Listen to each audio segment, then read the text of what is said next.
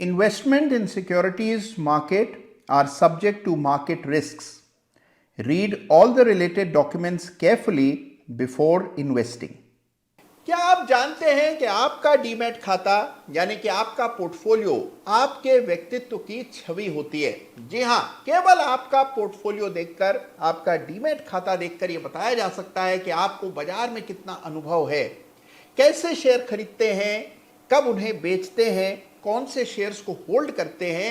इससे बाजार में आपके तजुर्बे, आपके व्यक्तित्व, बाजार को लेकर के आपके दृष्टिकोण के बारे में पता लगता है। आपका पूरा स्वभाव कच्चा चिट्ठा निकल आता है केवल आपका डीमैट खाता देखकर। अधिकांश लोगों का पोर्टफोलियो बिल्कुल कचरे का डिब्बा होता है, यानी कि जो स्टॉक कहीं और फिट नहीं हुआ उसे अपने पोर्टफोलियो में रख लेते हैं। कैसे पोर्टफोलियो बनाया जाता है और क्या बड़ी गलतियां पोर्टफोलियो बनाते समय, डीमैट खाता बनाते समय लोग करते हैं, ये आज इस वीडियो में मैं आपको बताने वाला हूं। तो अगर आप नहीं चाहते हैं कि आपका पोर्टफोलियो यानी कि आपका डीमैट खाता भी एक डस्टबिन बन जाए, तो आज के वीडियो को एंड तक जरूर देखिए।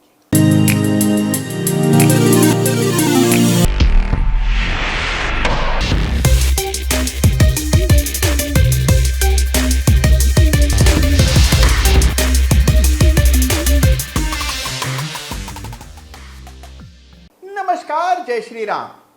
भाई देखिए, डीमैट खाता लोग बड़े अरमान से खोलते हैं और धीरे धीरे करके उसको सजाने के उनके सपने होते हैं। लेकिन जब वो अपनी फहरिस्त, अपनी लिस्ट मुझे भेजते हैं उन शेयर्स की जिनमें उन्होंने निवेश किया होता है, तो माथा पीटना पड़ता है, क्योंकि बिल्कुल कचरे के डिब्बे की तरह जो स्टॉक चाहे वो उसमें खरीद बैठते हैं। सैकड़ों शेयर्स होते हैं। एक साहब ने हाल में मुझे अपना डीमैट खाता यानी कि अपना पोर्टफोलियो भेजा। 250 शेयर्स उस पोर्टफोलियो में थे, यानी कि 250 अलग अलग कंपनियों के शेयर्स उन्होंने खरीदे थे। किसी में 5 शेयर थे तो किसी में 10 शेयर। इस प्रकार से लोग अपने डीमैट खाते में हर प्रकार का शेयर खरीद लेते हैं। कोई डिजाइन फिलॉसफी नहीं होती है। तो अगर आप चाहते हैं कि आपको अच्छे रिटर्न्स मिले, आप बाजार से बेहतर रिटर्न्स हासिल करें, तो बड़ी सूझबूझ के साथ पोर्टफोलियो बनाना पड़ता है। कैसे पोर्टफोलियो बनाया जाता है ये आज इस वीडियो में मैं आपको बताने वाला हूं। कम से कम अगर आप नहीं चाहते हैं कि आपका पोर्टफोलियो भी वेस्ट बास्केट बन जाए, तो आज के वीडियो को बड़े गौर से देखिएगा। बड़ी काम की बातें आज के वीडियो में हम जानेंगे।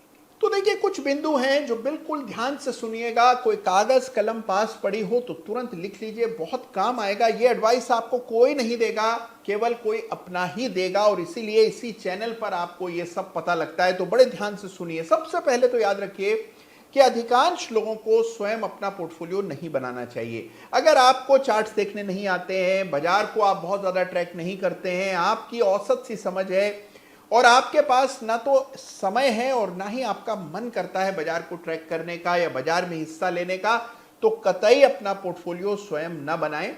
बहुत से ऐसे पेशेवर फंड मैनेजर्स हैं, पोर्टफोलियो मैनेजर्स हैं, जिनके जरिए आप ये काम कर सकते हैं। आप किसी म्यूचुअल फंड में निवेश कर सकते हैं, और इन सबसे बेहतर क्या है, चुपचाप निफ्टी ईटीएफ में निवेश कर सकते हैं। निफ्टी के ईटीएफ्स हैं, बैंक निफ्टी के ईटीएफ्स हैं, अलग अलग सेक्टोरल इंडाइसेस के ईटीएफ हैं जिसमें आप निवेश कर सकते हैं। तो निफ्टी ईटीएफ और सेक्टोरल इंडाइसेस के ईटीएफ, ये है सबसे सस्ता, सबसे सही तरीका निवेश करने का, यदि आपके पास पोर्टफोलियो बनाने का समय और सूझबूझ नहीं है। फिर दोहरा देता हूं, अधिकांश लोगों के लिए अपना पोर्टफोलियो स्वयं बनाना आसान काम नहीं होता है। तो पहले तो ये देखिए कि क्या ये काम आप स्वयं करना चाहते हैं या नहीं, कर सकते हैं या नहीं। इसका एक बहुत ही सही आकलन आपको करना है। और अगर आपको लगता है कि नहीं, मैं इतना बिजी रहता हूं, मेरे पास समय नहीं रहता है, तो चुपचाप निफ्टी ईटीएफ या फिर बैंक निफ्टी ईटीएफ या इस तरह के ईटीएफ्स में निवेश कीजिए। अगर आप अपना पोर्टफोलियो बनाना चाहते हैं, तब आपको जिन चीजों का ख्याल रखना है वो आइए समझते हैं। सबसे पहले तो देखिए, बहुत सारे शेयर्स आपके पोर्टफोलियो में नहीं हो सकते हैं। 250, 300, 100 से अधिक शेयर्स अगर आपके पोर्टफोलियो में हैं, तो रिटर्न लाने में बड़ा मुशक्कत करनी पड़ेगी। अब इन स्टॉक्स को आमतौर पर बिना किसी सोच विचार के आप अपने पोर्टफोलियो में ले लेते हैं। मिसाल के तौर पर कोई आईपीओ आया, उसमें कुछ शेयर्स आपको आईपीओ में मिल गए, आपने कहा चलिए पोर्टफोलियो में पड़े रहेंगे। किसी ने कहा कि अरे यार, तुम्हारे पोर्टफोलियो में तो बड़ी स्टॉक्स है ही नहीं, रिलायंस, एचडीएफसी ऐसे शेयर्स खरीदो जो कि लंबे समय में अच्छे रिटर्न्स दें। तो आपने कुछ शेयर्स रिलायंस और एचडीएफसी के खरीद लिए। फिर पता लगा कि भाई आजकल तो डिफेंस के शेयर्स हावी हैं, तो आपने मौसम को देखकर कुछ शेयर्स डिफेंस के भी खरीद लिए। कोई शेयर आपके गिर गए तो आपने नीचे के लेवल्स पर उनको एवरेज करना शुरू किया, और वो स्टॉक कमबख्त गिरता ही चला गया तो वो आपके पोर्टफोलियो का मेन होल्डिंग बन गई। जिस शेयर ने हल्का फुल्का रिटर्न दिया उससे आप जल्दी से एग्जिट कर गए, प्रॉफिट बुक करने की जल्दी में, क्योंकि ऐसा तो बहुत रेयरली ही होता है कि आपके शेयर का, आपके पोर्टफोलियो का कोई शेयर इस तरह भाग जाए। तो हल्का सा वो बड़ा नहीं कि आपने तुरंत उसे एग्जिट कर दिया। अब देखिए, अगर आपकी भी फिलॉसफी ऐसी कुछ है या मिलती जुलती है तो इसका नतीजा क्या होगा, सोचिए। नतीजा ये होगा कि सबसे कम चलने वाले, सबसे पिटे हुए शेयर्स खुद ब खुद आपके पोर्टफोलियो में पनाह लेते रहेंगे और आपका पोर्टफोलियो वाकई में एक डस्टबिन बन जाएगा। तो अगर आप अपने पोर्टफोलियो से रिटर्न चाहते हैं, देखिए, यह आपके गाड़ी कमाई का पैसा है, इसे फन मनी मत समझिए। बहुत सोच विचार करके शेयर खरीदने।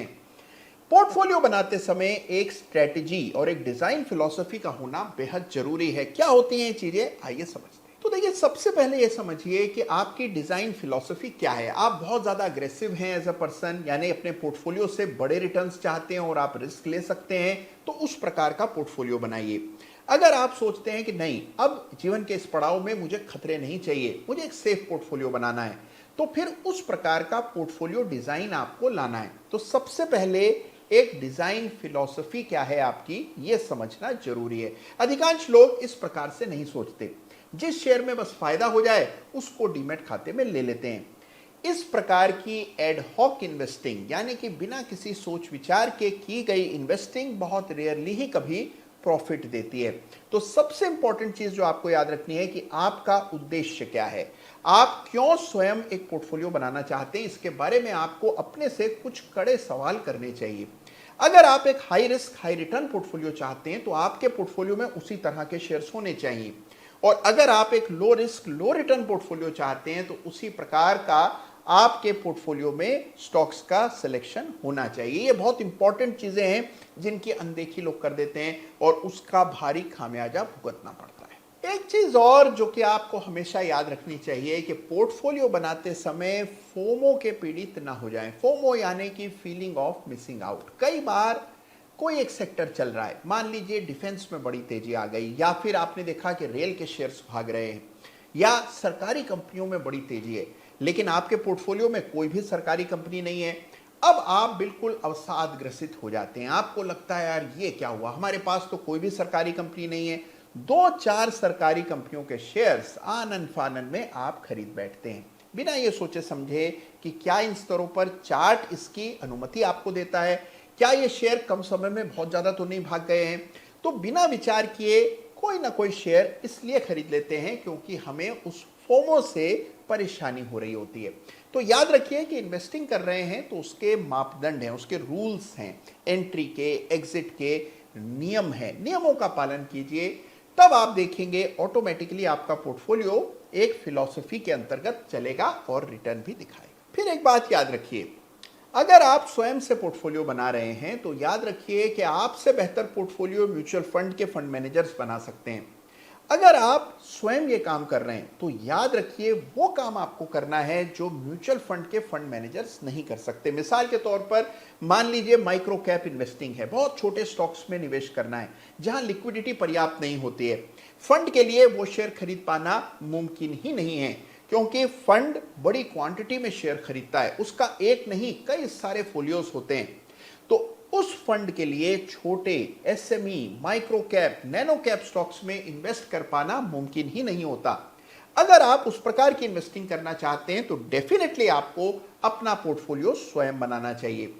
उसी तरह से मान लीजिए आप कोई ऐसे स्टॉक्स खरीद रहे हैं जो कि हैं बड़े लेकिन बेहद इलिक्विड होते हैं, जैसे कि मल्टीनेशनल कंपनियों के शेयर्स हैं, तो वहां पर भी आपको स्वयं ही पोर्टफोलियो बनाना पड़ेगा, क्योंकि म्यूचुअल फंड्स और इंस्टीट्यूशंस के लिए वो शेयर खरीद पाना हमेशा मुमकिन नहीं होता।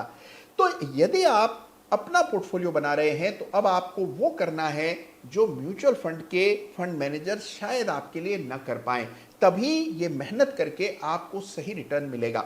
और दूसरी और सबसे काम की चीज जो आपको याद रखनी है वो है कि रूल्स बनाने हैं एग्जिट के, एंट्री के, एलोकेशन के। तो ये नियम आपको स्वयं अपने लिए बनाने हैं कि आप कितने शेयर्स एक समय पर खरीदेंगे, किस प्रकार से उन्हें विभाजित करेंगे, अपने पैसे को कैसे बांटेंगे, भविष्य में आपके पास कितना पैसा आने वाला है और उसको कैसे आप इन्वेस्ट करेंगे, इसके नियम बनाइए। एंट्री के, कहां शेयर खरीदना है, चार्ट पर क्या दिखेगा तो बाय करेंगे, क्या दिखेगा तो एग्जिट करेंगे, इनके नियम पहले से तय कर लीजिए, तभी आप पोर्टफोलियो से रिटर्न की उम्मीद कर पाएंगे।